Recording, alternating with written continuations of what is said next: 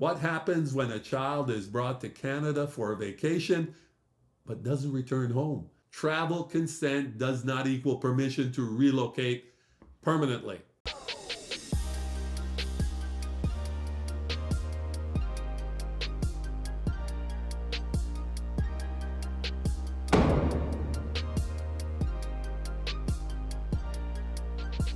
Welcome to Details of Divorce, where we break down the legal, financial, and emotional aspects of divorce to help you make informed decisions. I'm your host, Paul Riley, and each episode we dive into key issues that impact individuals navigating separation and divorce. So, whether you're concerned about asset division, protecting your business, or dealing with high conflict issues, we are here to provide clear, practical insights. Now, divorce is complex, but understanding your rights and options can make all the difference in the world. And while this isn't legal advice I'm giving you, it is designed to empower you with the knowledge you may need to move forward with confidence.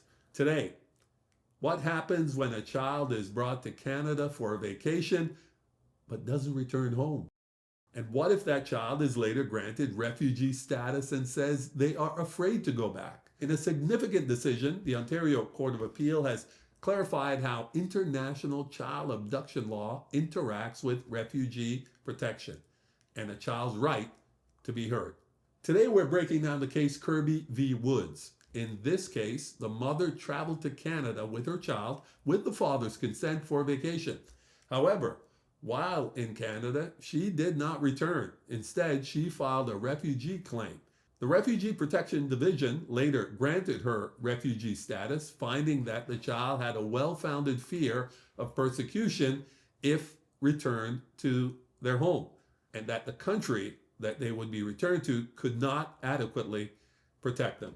As a result, the father then brought a Hague Convention application through family court, seeking the return of the child to their country of habitual residence.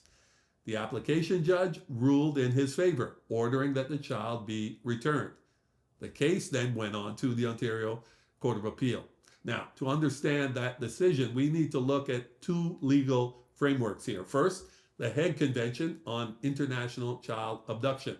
The convention requires the prompt return of a child wrongfully removed or retained across borders. So custody decisions can be made in the child's home jurisdiction. Now, these are tough cases in family court. We've dealt with several Hague Convention cases. They are very tough to decide. They're very intricate, and it's dynamic how you deal with them as a lawyer. There are limited exceptions to the Hague Convention. However, one exception applies where returning the child would expose them to grave risk of physical or psychological harm. Another applies where a mature child objects to returning. Now, let's look at Canada's refugee protection law. How does that come into play here? Canada's refugee system protects individuals who face a well-founded fear of persecution. International law prohibits returning refugees to a place where their safety would be threatened, a principle known as non-refoulement. The Court of Appeal had to determine, 1, how refugee status affects a Hague return order, 2, whether the child's objection to returning should have been respected, 3, whether the application judge properly applied the legal standards. The court allowed the appeal and found significant legal errors here. Let's break down the key findings. Key finding number 1, the refugee status creates a presumption against return. The court confirmed when a child is recognized as a convention refugee, there is a rebutable presumption that returning them would expose them to persecution. This presumption engages the Hague Convention's grave risk of harm exception.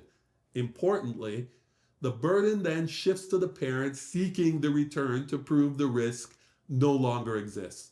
The application judge erred by questioning the refugee process rather than properly applying this presumption. Key finding number 2, courts must defer to refugee tribunal expertise. The court emphasized that refugee determinations involve specialized expertise and credibility assessments. Judges should not reweigh refugee findings or undermine them without compelling evidence. In this case, the application judge failed to give proper deference to the refugee decision. It was determined by the Court of Appeal. Key finding number 3, child's objection must be taken seriously. The child in this case clearly objected to returning. The Office of the Children's Lawyer confirmed that the objection was consistent and rooted in fear. Article 13.2 of the Hague Convention allows courts to refuse return when the child is sufficiently mature and the objection is genuine. The court found the objection should have been given meaningful weight. Key finding number 4, Hague proceedings must align with refugee protection obligations. The court reinforced that Hague Convention decisions must be interpreted consistently with Canada's refugee protection obligations. That is to say, returning a refugee child without addressing ongoing risk may conflict with international law principles. So, why does this case matter? This decision has real-world implications. For parents, travel consent does not equal permission to relocate permanently. International moves can trigger urgent court proceedings, and a mature child's voice can influence outcome. Kirby v. Woods shows that international family disputes are rarely just about geography. They may involve safety, human rights, and the child's lived experience. Courts must balance international obligations, refugee protection, and the best interests of the child and the voice of the child as well.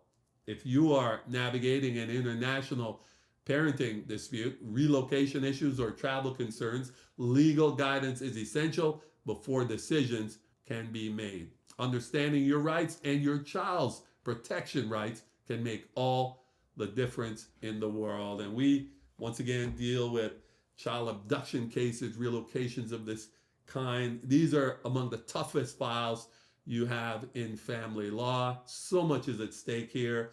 You know, if one parent wins, it could conceivably be ending the relationship with the child and the other parent. So these cases are not to be taken lightly, and you should only deal with family lawyers who are experienced in these very cases. Well, that's it for this episode of Details in Divorce. We hope you found today's discussion insightful and valuable as you navigate your own divorce journey. Remember, every situation is unique, and getting the right information is key to making the best decisions for your future. If you have any questions or need guidance, the Riley Firm is here to help.